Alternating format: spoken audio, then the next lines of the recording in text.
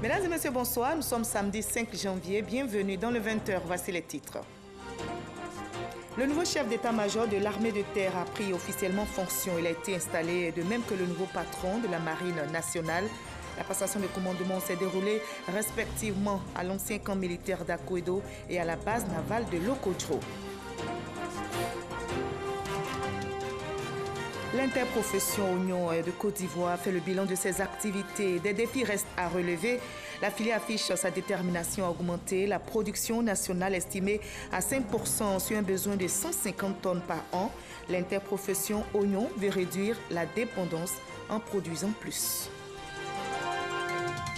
Le rideau est tombé sur la 21e édition du Festival du cinéma africain de Kourigba au Maroc. Le Grand Prix Samben Ousmane a été remporté par le réalisateur kenyan Likarion avec son film Supermodo. Le Festival du cinéma de Kourigba met en lumière le 7e art du continent africain. En France, le mouvement des Gilets jaunes s'est poursuivi ce samedi. L'acte 8 de la mobilisation a touché de grandes villes comme Paris, Lyon ou encore Bordeaux. On n'enregistre que quelques échauffourées et pourtant le maître mot de cet acte 8 est l'union. Soyez les bienvenus sur RTI 1. Il fut le premier médaillé d'argent olympique de la Côte d'Ivoire, mais aussi de l'Afrique de l'Ouest aux JO de Los Angeles en 1984. La page culture de ce samedi, vous l'avez deviné, nous replonge dans le parcours d'un grand champion, Gabriel Tiako, qui a hissé la Côte d'Ivoire, notre pays, pour la première fois sur un podium olympique.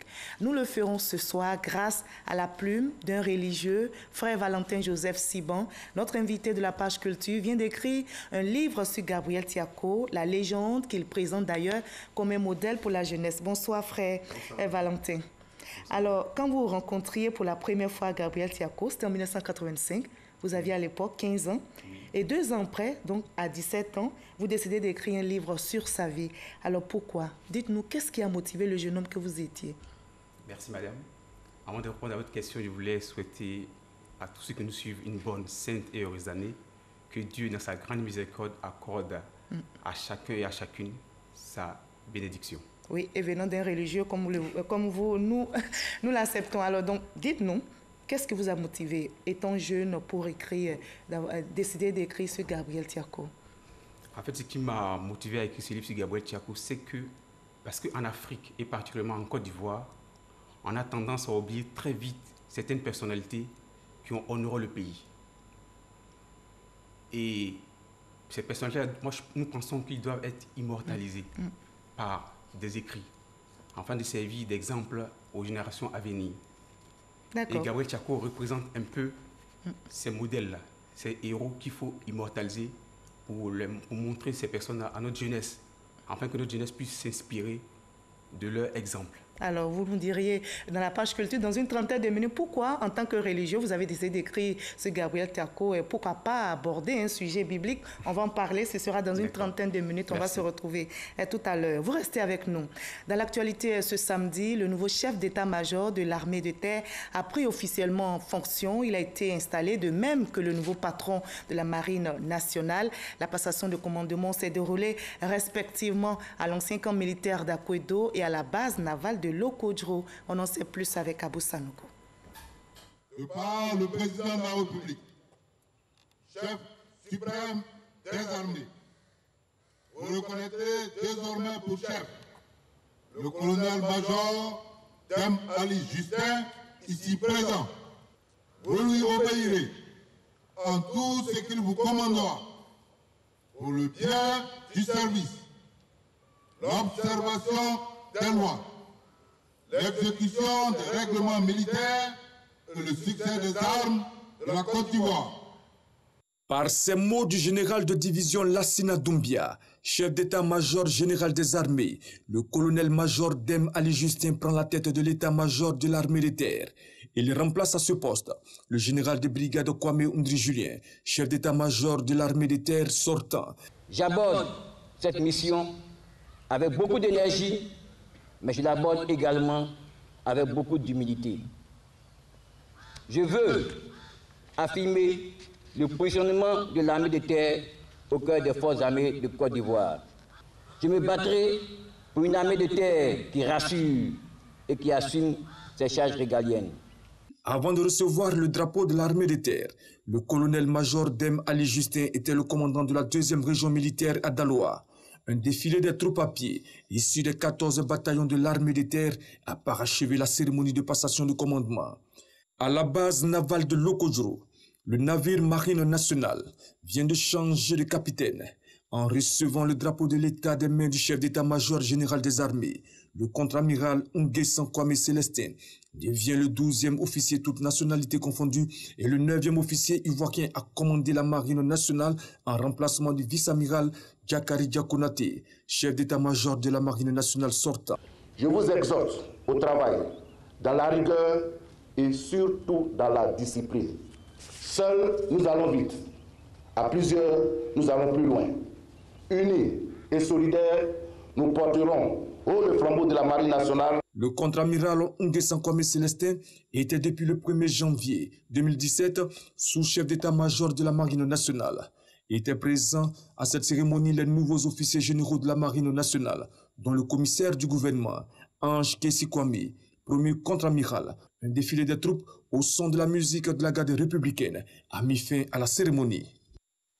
Voilà, et notez que le nouveau chef d'état-major de l'armée de terre et le nouveau patron de la marine nationale ont été installés hier vendredi. L'opération Grand Ménage qui vise l'embellissement des villes et communes ivoiriennes se poursuit. La 23e édition a été lancée ce samedi, mais pas d'engouement du côté de Cocody. Des ONG et autres associations œuvrant dans le domaine de la salubrité se sont mises à la tâche pour autant. Curage du caniveau, nettoyage des artères, des actions saluées par le ministère de la Salubrité qui invite toutes les populations à s'impliquer dans l'opération Grand Ménage pour le rayonnement de nos villes et communes.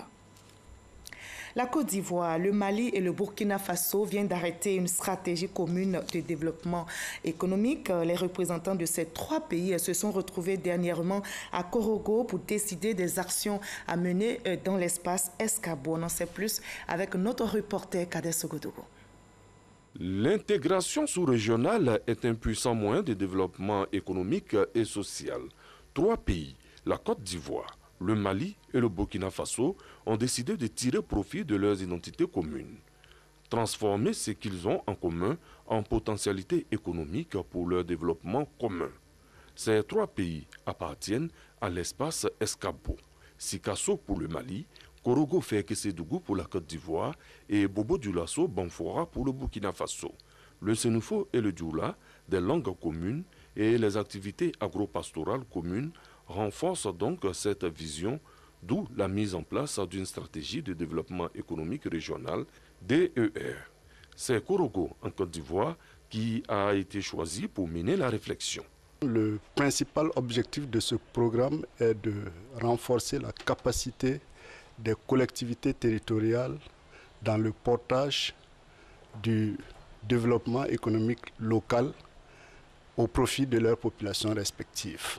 Participent à cette rencontre des élus des différentes villes de l'espace Escabo, des structures étatiques des différents pays et des partenaires au développement. Chacun compte jouer sa partition. C'est une volonté de partenariat, une volonté de travailler ensemble.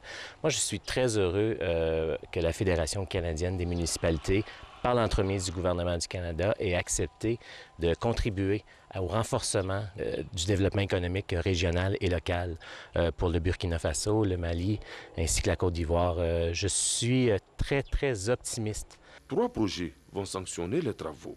Un portant sur le développement économique régional, un autre sur la communication et enfin le projet relatif à l'organisation, la composition et le fonctionnement du DER. Les meilleures entreprises de Côte d'Ivoire qui adoptent les pratiques managériales en leur sein en améliorant la qualité des ressources humaines ont été célébrées. C'était au cours de la 3e édition de Corporation Award. Et notez que cette cérémonie de récompense vise à promouvoir la culture de l'excellence dans les entreprises en Côte d'Ivoire et en Afrique. Et la RTI a été distinguée. Frédéric Oulaye, Abou Sanogo. Elles sont désormais connues. Les entreprises qui ont au cœur de leur système le souci de la gestion des employés ainsi que la promotion de l'excellence ont été primées. L'initiative est de Corporate Awards. Barbara Menga définit les critères de sélection des meilleurs dirigeants d'entreprise. Le Corporate Awards aujourd'hui a décerné 14 prix précisément.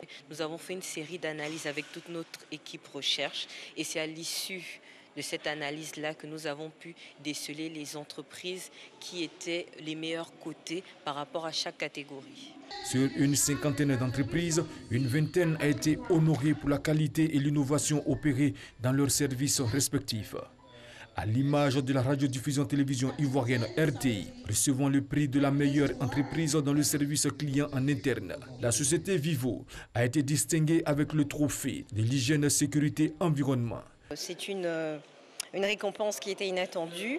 À Vivo Énergie Côte d'Ivoire, on vit la sécurité, donc le volet HSE, comme une attitude. Nous sommes très heureux d'avoir été primés ce jour pour le Award de HSE. Nous disons merci aux organisateurs, donc Corporate Award, pour avoir reconnu le travail que nous faisons, parce que je pense qu'aujourd'hui la RT se développe, on le voit par la qualité des programmes et c'est le travail qui continue. Donc c'est une pensée à notre directeur général, M. Amadou Bakayoko, qui sans cesse nous pousse à aller de l'avant, nous pousse à donner le meilleur de nous-mêmes. La cérémonie de remise des prix du Corporate Awards, qui est à sa 3e édition, vise à promouvoir l'excellence dans les entreprises africaines, avec un accent particulier sur la relation client, employé et employeur. Et on va rester au chapitre économie pour parler de ces 6 ouvrages qui ont été dédicacés cette semaine par Emmanuel Kobena Alomo, expert en gestion. Il s'agit des secrets de la paye, le licenciement, comment maîtriser le calcul des congés payés, le barème et les 3 dimensions du contrat de travail. On se fait une idée en regardant ce reportage de Franck Quadio. Une des hantises dans le rapport entreprise-salarié, c'est la maîtrise du système de paie. Pas toujours bien compris, un réel problème. Parce que, vous avez un aspect juridique, vous avez un aspect comptable, vous avez un aspect fiscal, vous avez un aspect social. Et tout ça, vous devez le présenter de façon à ce que vous ayez une rémunération cohérente. Pour dénouer donc la complexité, un ensemble d'ouvrages proposés par cet expert en gestion, le secret de la paie, auquel se greffent 5 autres ouvrages dont la maîtrise des mécanismes et calcul de congés payés, le contrat de travail et le licenciement. Il est important qu'on puisse maîtriser les grands principes, les règles qui fondent la rémunération. Ensuite, vous avez les questions des calculs. Par exemple, le calcul des allocations congés. Quand il y a un licenciement de l'entreprise, qu'est-ce qui se passe? Vous devez calculer les indemnités de rupture. Mais ce sont des choses qui sont complexes. Parce que quand vous voyez les gens partir à l'inspection du travail, c'est qu'ils ne sont pas d'accord sur le mode de calcul. Mettre cet outil pratique à la disposition des entreprises, mais aussi des salariés. L'ambition de l'auteur, tout est une question de bonne lecture des codes et dispositions légales. Là où vous allez calculer les impôts, nous vous donnons la possibilité de façon automatique d'apprécier l'impôt assis sur le salaire du travailleur. Mais ça vous prend 5 secondes pour le faire. Là où vous allez, si vous prenez votre machine, ça vous prend peut-être 10-15 minutes, mais en 5 secondes, vous réglez la question des impôts sur les salaires du travailleur. Mais c'est formidable. Ceci pour vous dire que nous avons mis en place des outils. Ces outils, c'est pour que vous et moi, nous soyons d'accord. Ces outils, c'est pour éviter d'aller à l'inspection du travail. L'ensemble d'ouvrages dédicacés en présence d'un public intéressé. Invité attentif, le ministre de l'Enseignement supérieur et de la Recherche scientifique, il salue ce travail de recherche. Et cette collection qu'il a mise sur le marché méritait que nous venions ici pour le soutenir, parce que ce qu'il est en train d'apporter va contribuer certainement à éviter des conflits, à rendre plus efficace les cadres chargés des questions de gestion des ressources humaines et de paye du personnel. Prochaine étape pour Emmanuel Kobena Alomo, la création d'une plateforme numérique, sa solution au bénéfice du monde de l'entreprise. Au chapitre agricole de ce 20h, l'interprofession oignon en Côte d'Ivoire qui vient de faire le bilan de ses activités, les défis restent à relever. La filière affiche sa détermination à augmenter la production nationale qui est estimée à 5% sur un besoin de 150 tonnes par an. L'interprofession oignon veut réduire la dépendance en produisant plus. Kader Sokodo. L'oignon, un légume bien consommé en Côte d'Ivoire. Il est utilisé dans la préparation de plusieurs mets. Le pays consomme plus de 150 000 tonnes d'oignons dans l'année. Côté production, la réalité est tout autre. Moins de 5% de la consommation nationale. La Côte d'Ivoire, pour satisfaire ses besoins, est obligée de se tourner vers des pays comme le Niger, le Mali et le Burkina Faso. Le continent européen pointe présent au nombre de fournisseurs de la Côte d'Ivoire. L'interprofession Oignons de Côte d'Ivoire, qui a vu le jour en 2014, s'est fixé comme objectif de booster la production nationale. Réunie à Korogo, la filière travaille dans ce sens. C'est vrai, nous existons, mais il faut que nous développions cette structure. L'oignon est cultivé en Côte d'Ivoire, mais la culture nationale est insuffisante. Nous dépendons de l'extérieur de 95%. Notre objectif pour l'année 2025, c'est de réduire cette dépendance d'au moins de 30%. Le nord de la Côte d'Ivoire reste la plus grande zone de culture d'oignons. Les membres de la filière s'attellent également à relever les défis de la production. On croise les gens faire beaucoup d'oignons en Côte d'Ivoire ici. Bon, ici, là, on peut faire beaucoup d'oignons. Là, il y a la terre de Côte d'Ivoire, là, ça peut donner beaucoup d'oignons. Si l'État nous a aidés, on peut faire beaucoup. On fait beaucoup plus que ça. À la Bagoué, on cultive l'oignon. À Pongala, on cultive l'oignon. C'est l'oignon qui est notre travail de femmes. Ça va nous faire sortir à la pauvreté. Le prix du kilogramme d'oignon varie entre 300 francs CFA et 1000 francs CFA selon la saison. Sa vulgarisation pourrait être un puissant moyen d'insertion des sans-emploi et de lutte contre la pauvreté. Et la lutte contre l'orpaillage clandestin s'accentue en Côte d'Ivoire. Des présumés orpailleurs clandestins qui exploitaient illicitement l'or dans la localité de Zaranou et dans le département d'Abengourou ont vu leurs activités stoppées par les hommes de l'unité de lutte contre la criminalité transnationale organisée. Ils exerçaient sans autorisation. Ils ont donc été interpellés et avaient en leur possession quelques sachets d'or et du matériel qui servait à l'extraction de l'or. Le témoignage d'Abou Sanogo. Et il s'adonnait à l'exploitation clandestine de l'or, à Bédou dans la sous-préfecture de Zaranou dans le département d'Abengourou. Ces bas-fonds alluvionnaires étaient exploités depuis plusieurs années, sans aucune autorisation. Une rivière polluée par le mercure utilisé par ce présumé orpailleur. Faune et flore saccagées. Une pratique illicite courante dans cette localité vite stoppée par les hommes de l'unité de lutte contre la criminalité transnationale organisée qui a interpellé 4 orpailleurs. Nous avons identifié 3 sites principaux sur lesquels la mission a porté. Donc nos investigations, nos opérations ont permis d'interpeller 4 individus avec de la poudre d'or, ceux-ci étant dépourvus de tout document administratif autorisant l'exploitation, voire même l'exploration. Du matériel et des produits saisis, de véritables ateliers pour faire de l'or. Un acte condamné par le groupement des exploitants des petites mines et acheteurs de Côte d'Ivoire.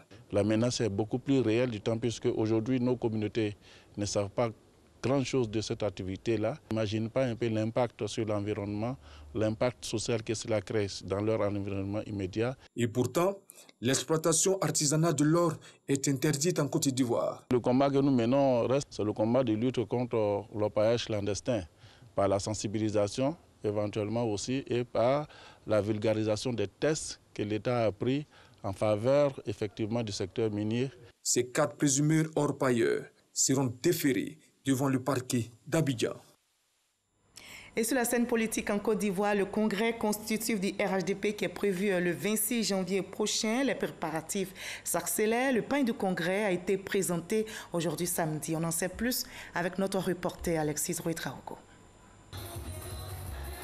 Mobilisation, couleur et rythme. Pour la présentation du pagne officiel du congrès constitutif du RHDP, le palais de la culture de Trècheville a refusé du monde ce samedi. Dans une ambiance de fête, tour à tour sur scène, les différentes régions de Côte d'Ivoire expriment la richesse, la beauté et l'unité du pays.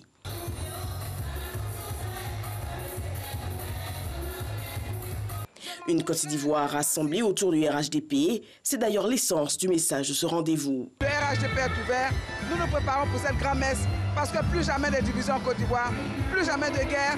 Nous voulons des Ivoiriens rassemblés, unis, forts pour une nation prospère et émergente. Et les femmes qui sont le fer de lance de notre mobilisation viennent de démontrer une fois de plus que le RHDP est une réalité. Cette mobilisation est l'expression de la marche rassembleuse du RHDP. Pour le président du mouvement Sur les traces d'Oufoué, c'est l'heure de la mobilisation aux côtés du chef de l'État. C'est ce que nous allons reproduire, mais en grandeur nature, le jour de la célébration du RHDP. Aujourd'hui, vous avez vu un échantillon de la Côte d'Ivoire rassemblée. Nous sommes venus en tant qu'hommes affirmer nos convictions, montrer que la Côte d'Ivoire est belle, forte, quand elle est rassemblée. Une remise symbolique de pagnes au président des femmes RHDP a eu lieu. Rappelons que ces pagnes seront disponibles à partir de lundi dans les différents quartiers généraux du parti. Le congrès constitutif du RHDP est annoncé pour les 25 et 26 janvier prochains au stade Félix Houphouët-Boigny d'Abidjan et au palais des sports de Treichville. Quelques 100 000 participants y sont attendus. Les femmes du Congrès pour la consolidation de la République et le développement Concorde se préparent aussi pour le congrès du RHDP. Ces femmes de la région du Go ont donc organisé une rencontre aujourd'hui et le président de Concorde, Alcide Guégué, a pris part à cette réunion. Mobilisées en grand nombre, les femmes de la région du Go ont fait le plein de la salle polyvalente de Gagnoua pour affirmer leur appartenance au RHDP. Un rassemblement au cours duquel elles ont rappelé la nécessité pour les Ivoiriens de rester unis. Les femmes de la région du Go ont adhéré massivement au parti Concorde que vous avez fondé pour rassembler tous les fils et filles de Côte d'Ivoire et pour les mettre en ordre de bataille en vue de développement de notre pays dans la paix, la réconciliation, l'union des cœurs. Wacha Kedjebo, secrétaire général du parti Concorde, a exhorté les femmes de la région du Go à soutenir Alcide Guégué en adhérant au projet du parti unifié. Chère maman, chère sœur, Alcide est un homme qui voit loin. Il a dit très tôt, je crée Concorde, mais on adhère au RHDP. Il a montré la voie à suivre. Il dit, je marche avec le président Ouattara et je vais aider plutôt Ouattara à venir à Gagnoua. Et c'est ça qui est la nouvelle vision. Devant les femmes venues l'écouter pour la circonstance, Alcide Guégué a fait les louanges du rassemblement des oufouettistes pour la démocratie et la paix. Plus la Côte d'Ivoire est unie, plus on aura des investissements, plus les emplois seront créés pour les femmes, pour les jeunes et plus il y aura le développement. C'est pourquoi Concorde est dans cette vision du parti unifié. C'est ce que vous devez expliquer aux uns et aux autres quand vous retournez dans vos bases. Le diplomate a aussi invité les femmes de la région de Gagnoua à se rendre massivement au congrès constitutif du RHDP le 26 janvier prochain. Un message bien saisi par les femmes. Le 26 janvier, nous allons aller massivement à ce congrès pour soutenir vraiment les actions de RHDP. Je suis heureuse parce que nous avons très souffert. Maintenant que la paix revient dans notre pays, je suis très contente pour ce qui se passe actuellement. Je remercie beaucoup le président. La cérémonie s'est achevée dans une ambiance festive. Un nouveau parti a fait son entrée sur la scène politique ivoirienne. C'est le Parti pour l'intégration africaine qui a effectué ce samedi sa sortie officielle. Le président du Parti pour l'intégration africaine a dévoilé sa vision au cours de cette rencontre. Olivier Iriebi, Abou Sanogo. Le PIA, le Parti pour l'intégration africaine, veut jouer sa partition dans le paysage politique national. Et il s'engage pour cela pour la réconciliation, la cohésion sociale, la paix et l'intégration sous-régionale. Aussi, veut-il développer au sein de la population ivoirienne le civisme à l'endroit de la jeunesse. Pour les responsables du parti, il faut insuffler une nouvelle politique pour le changement en Côte d'Ivoire. La portée nouvelle que nous allons avoir sur la scène politique, c'est que nous prenons l'intégration. Nous allons convaincre le peuple pour dépasser les blocages. Tant qu'on ne va pas à l'intégration des États de la sous-région, on sera toujours dans le même système. On exporte et on reçoit. Pour le développement, il faut développer les échanges avec les pays de la sous-région. Créé en septembre 2017, le Parti pour l'intégration africaine, selon ses dirigeants, n'est ni un parti de la gauche ni un parti de la droite, encore moins un club de soutien affilié à un parti politique. En toute responsabilité, le PIA, le Parti pour l'intégration africaine, veut se donner toutes les chances pour accéder à la magistrature suprême. Des actions de mobilisation et d'adhésion sont annoncées dans les prochains jours sur le territoire national. Et on ouvre la page culture de ce 20h avec le rendez-vous des arts naïfs d'Abidjan qui a tenu toutes ses promesses. Et cette année, en plus des arts naïfs, les photographes et autres artistes contemporains ont apporté leur touche artistique. Ateliers, expositions, ventes et échanges scientifiques ont meublé cette biennale, comme nous le rapporte Didier Nguessan. Après 2 semaines d'exposition et de création, la Biennale des Arts Naïfs d'Abidjan, BINA 2018, referme ses portes. Pour les organisateurs, le bilan est satisfaisant. Nous nous réunissons, nous faisons des échanges. Chacun rapporte un peu dans son pays comment les choses se passent et donc je pense que le bilan est très positif. Les échanges entre artistes africains ont permis de s'enrichir mutuellement du point de vue de la technique. J'étais vraiment très émerveillé par tout ce que j'ai vu ici. Et d'abord dans le milieu artistique, j'ai découvert vraiment une variété d'œuvres, une variété d'artistes ivoiriens. Et j'ai découvert des talents. J'ai rencontré des gens ici et qui m'ont appris des choses. Et là, je crois que prochainement, je vais changer ma façon de travailler. Ce n'est pas que je vais dévier de mon axe de travail, mais c'est que il va y avoir un apport. Hassane Niang, le célèbre décorateur des cars rapides du Sénégal, était au rendez-vous. C'est à partir de ces minibus-là qu'on appelle cars rapides que j'ai formé beaucoup de jeunes à la décoration de ces cars rapides. Pour lui, l'art populaire peut contribuer davantage au développement de nos pays à condition qu'il bénéficie du soutien étatique. Le soutien de nos États, c'est très important. Parce que nous, les artistes aussi, nous avons notre pierre angulaire à apporter pour le développement de notre continent. Mais aussi, il faut que nos États parviennent nous aussi à nous soutenir. 3 prix, entre autres, ceux du Jeune Espoir et de la créativité, ont été décernés aux meilleurs artistes. Suite à l'animation de plusieurs stages dans la sous-région, le peintre Augustin Kassi crée la Biennale des Arts Naïfs d'Abidjan en 1998. Plus loin au Maroc, le rideau est tombé sur la 21e édition du Festival du cinéma africain de Kourigba. Le Grand Prix Samben Ousmane a été remporté par le réalisateur Kenyan Wenena avec son film Supamodo. Le Festival du cinéma de Kourigba met en lumière le 7e art du continent africain. Issa Tchonoyeo.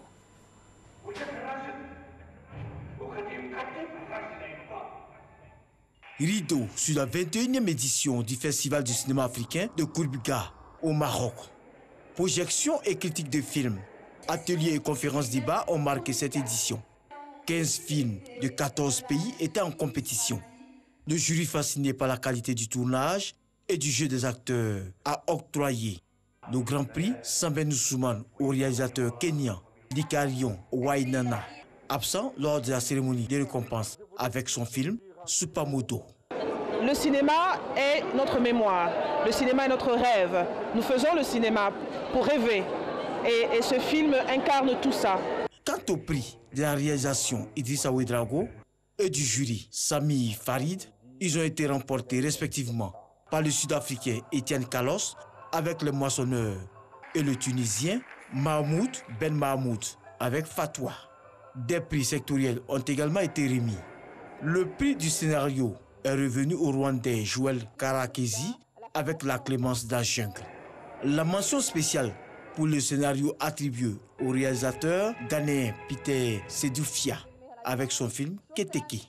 Ce film appelle à défendre les valeurs de l'islam de tolérance, d'un islam des Lumières, contre la barbarie, contre le terrorisme, dont nos pays sont victimes. Et c'est aussi un message pour les jeunes, afin qu'ils se ressaisissent, qu'ils restent vigilants. Cette 21e édition du Festival du cinéma africain de Kourigba a enregistré plus de 100 participants. Un chiffre que l'initiateur compte multiplier les prochaines éditions. On a donné une image juste de ce que l'Afrique fait aujourd'hui. Avec ce qu'il y a de bon, avec ce qu'il y a de moins bon, c'est la vérité de l'Afrique. Ça a toujours été d'ailleurs la philosophie de ce festival. Nous présentons l'Afrique telle qu'elle est et telle qu'elle apparaît dans ses productions. À ce niveau-là, c'était un bon succès. Ce rêve de coproduction, pour moi, c'est le rêve que je fais pour l'année prochaine, que le festival grandisse, que nos ateliers soient plus profonds et plus nombreux.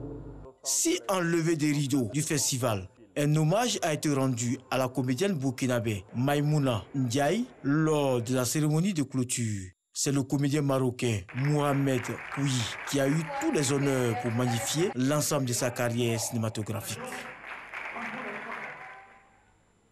Et on en arrive à l'entretien avec notre invité de la page culture de ce samedi. Nous sommes en compagnie du frère Valentin Joseph, chargé de l'encadrement et de l'apostolat des enfants au couvent des frères d'Abidjan. Vous êtes l'auteur du livre Gabriel Tiako, la légende. Alors, lorsque vous commencez à écrire sur la vie de Tiako, vous êtes déjà engagé à la communauté de Saint-Jean. Alors, en tant que religieux, comment vous l'expliquez? Pourquoi la vie de Tiako vous a tellement intéressé et vous n'avez pas pu écrire sur, par exemple, un sujet biblique? Merci, madame. En fait, Tiako m'a passionné dès qu'il a pris la médaille olympique à Los Angeles en 1984. Et dès qu'on s'est rencontrés, 2 ans après, je lui ai dit que je voulais écrire un livre sur lui. Il m'a dit d'attendre lorsqu'il va rentrer définitivement au pays en 1992, il allait s'asseoir pour écrire quelque chose sur lui. Mais malheureusement, il décède en 1992. Et je prends l'initiative de commencer à écrire l'œuvre. Et quand je suis rentré en religion, j'ai arrêté. Et quand je suis revenu du Cameroun en Côte d'Ivoire, j'ai commencé à achever ce que j'avais déjà commencé. Et là, j'ai fait des enquêtes auprès de la famille Tiako, avec tout ce que j'ai rassemblé comme éléments. Et j'ai commencé à écrire le livre. Et en tant que religieux, pourquoi la vie de Tiako vous a tellement intéressé? Bon, ça m'a intéressé parce qu'en fait, le sport ne s'oppose pas à la religion. En fait, la foi chrétienne se reconnaît dans les valeurs morales qu'apporte le sport, à savoir le dépassement de soi, la maîtrise de soi. Par exemple, dans le sport, on demande à l'athlète de persévérer pour avoir de bons résultats. Et dans la vie chrétienne, Jésus nous demande de persévérer dans la prière pour obtenir ce qu'on demande. Donc, ce sont les mêmes valeurs? Ce sont les mêmes valeurs, ça ne s'oppose pas. D'accord. Alors, dites-nous, comment est-ce que vous avez pu réussir à retracer la vie de Tiako dans un livre? Bon, en fait, ce n'était pas facile. Il fallait approcher ceux qui ont connu Tiako. En fait, moi, j'ai connu Tiako, mais il y a certains éléments qu'ils ne savaient pas sur lui. Donc, j'ai approché sa famille, notamment sa grande sœur Julie Tiako et son frère Lambert Tiako en Europe, qui m'ont donné certains éléments. Et certains athlètes aussi m'ont aidé aussi à regrouper certains éléments pour écrire cet ouvrage-là. D'accord. Alors, votre essai Gabriel Tiako, la légende, a été lu également par notre confrère Franck Quadio. On va regarder ensemble le résumé qu'il en fait et puis on va en discuter par la suite. Merci. Finale des Jeux Olympiques de Los Angeles aux États-Unis. Nous sommes en 1984. Gabriel Tiako, frêle athlète ivoirien, entre dans l'histoire. Il arrive 2e médaillé d'argent. L'exploit mobilise les attentions et fait des émules. Parmi ses admirateurs, un passionné d'athlétisme qui aujourd'hui porte l'habit ecclésial, frère Valentin Joseph Siban. Admirateur de l'homme, mais aussi du sportif, il souhaite que l'œuvre de Gabriel Tiako fasse tache d'huile, un livre, non plutôt une biographie, Gabriel Tiako, la légende, est portée à l'attention du public. Tiako outrunning Haley to the finish. Tiako takes first, Haley was second, and Kevin Robinson. 170 pages allant de l'histoire du géniteur Dr Rémi Tiako au décès de l'athlète le 3 avril 1992 à 19h30 dans la nuit des suites d'une méningite.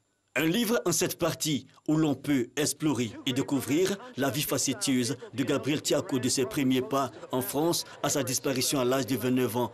Une vie faite d'abnégation et de défis. Tiako aura établi plusieurs performances à l'échelle mondiale et africaine. 4 fois record monde d'Afrique du 400 mètres, 3e en 1989 au championnat du monde d'athlétisme en Espagne. Des médailles, une distinction comme un goût d'inachevé, l'athlète s'en est allé. Mais il demeure une légende, tout simplement. Gabriel Tiako demeure une légende et vous déjà, en tant qu'adolescent, vous l'admiriez, mais de loin. Alors dites-nous ce qui vous fascinait chez lui. En fait, ce qui m'a fasciné chez Tiako, c'est sa simplicité, son humilité et son goût du travail, de l'excellence. D'accord. Et en 1985, vous avez 15 ans quand vous prenez la décision de le rencontrer. Vos proches n'y croyaient pas, mais vous croyez, vous y arrivez. Dites-nous comment. En fait, le jour que j'ai décidé de rencontrer Gabriel Thiako, mon père a dit que ce ne sera pas possible. Mais ceux-mêmes se sont moqués de moi. Et vous aviez à l'époque 15 ans? Oui, j'avais 15 ans. Et mon père m'a payé quand même le transport. Je suis allé à la Fédération humaine d'athlétisme qui était au Sasso-Boigny. Et ils m'ont dit où Thiako logeait. C'était à l'hôtel Amanien. Et je suis parti à l'hôtel Amanien. On va laisser le nom de l'hôtel. Oui. Oui. Arrivé à l'hôtel, la dame m'a demandé pourquoi je voulais. Est-ce que j'avais un rendez-vous avec Thiako? J'ai dit non, je n'ai pas de rendez-vous. Je suis un admirateur de Thiako. Je vais le rencontrer. Et elle a vu que j'étais tellement passionné. Et votre foi a payé? Oui. Et elle a appelé Thiako et Thiako a dit de m'asseoir, qu'il arrive. Et quand j'ai vu Thiako descendre, j'étais un peu dépassé, je n'arrivais pas. Et Thiako m'a touché, il m'a dit, c'est vous qui voulez me voir? J'ai dit oui. Et là, il m'a demandé pourquoi je voulais le voir. Je lui ai dit simplement que je voulais être comme lui, je voulais lui ressembler. Et j'avais un poster de lui que j'ai présenté. Thiako a commencé à sourire. Et c'est là a commencé notre amitié, véritablement. Et justement, vous avez côtoyé Gabriel Thiako pendant des années. Oui. Alors, dites-nous, qui était-il en dehors des pistes? Thiako, en dehors des pistes, était une personne très simple, qui avait la tête sur les épaules, qui était très facile d'accès. Et Thiako voulait pas être un cas isolé. Il voulait aussi aider les jeunes Ivoiriens aussi à être comme lui. Et Thiako m'a aidé dans ce sens-là. D'accord. Il m'a encouragé aussi à faire l'athlétisme. Ah, vous êtes un athlète? Oui, j'en ai fait au niveau amateur. D'accord. Alors, il a remporté plusieurs lauriers. Gabriel Thiako a été champion d'Afrique sur 400 mètres en 1984, en 1989, champion des premiers Jeux de la francophonie. En tout cas, la liste est longue. Alors, est-ce qu'il vous a partagé le secret de ses succès? Oui, Thiako m'a partagé le secret de ses succès. En fait, il me disait que pour être un grand champion, il faut avoir une certaine autodiscipline. Il faut aussi aimer le travail bien fait. Il faut aussi aimer le goût du sacrifice, se donner et être aussi patient. Patient, que c'est dans la patience qu'on obtient ce qu'on veut. D'accord. Et vous présentez Gabriel Thiako aujourd'hui comme un modèle pour la jeunesse africaine qui a relevé le plateau des gloires avec la complicité de la régie. J'ai tiré cet extrait de votre ouvrage. Mais vous dites, il y a modèle et modèle. Expliquez-nous. Oui, il y a modèle et modèle. Pourquoi? Parce qu'il y a des modèles qu'on peut voir, qui peuvent être encensés par les médias. Mais le vrai modèle aussi, c'est pas seulement ce qu'on voit, c'est sa vie de tous les jours. Est-ce que ce modèle-là, derrière ce qu'on voit à l'écran, est-ce que ce modèle-là, il est vraiment un modèle s'il ne prend pas derrière la drogue, est-ce qu'il ne se dope pas?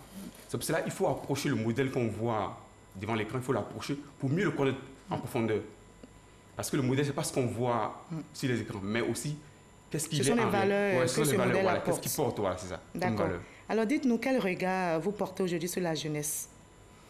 Comment cette jeunesse-là pourrait-elle se repérer dans ce monde? Puisque vous dites, il y a modèle et modèle, donc il faut choisir le bon modèle. Donc la jeunesse doit avoir un certain discernement éclairé pour pouvoir voir dans le modèle ce qui a de valeureux en lui. Parce qu'en fait, il faut l'approcher et aussi il faut essayer de lui poser des questions, essayer de fréquenter ce modèle-là pour mieux le connaître. Et c'est ce qui m'est arrivé avec Thiako, parce que Thiako, je l'ai fréquenté et ça m'a permis de mieux le connaître. Et vous dites, Gabriel Thiako vous a façonné?